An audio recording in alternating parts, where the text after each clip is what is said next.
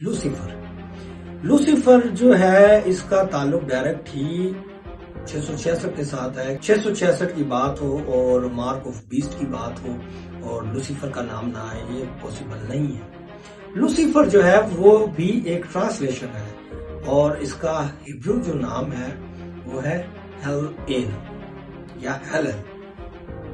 और जैसे जितने भी फरिश्ते हैं उनके नाम के आखिर में एल आता था और आता है और इसके नाम में भी एल आता है।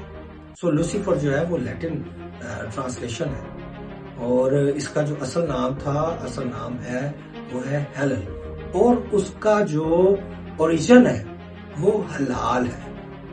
जो जहां से ये हेलन लफ्ज निकला है वो हलाल है और वो भी जो है अरबी जुबान के लफ्ज हलाल से बहुत ही मिलता जुलता है या कह लें कि वही है।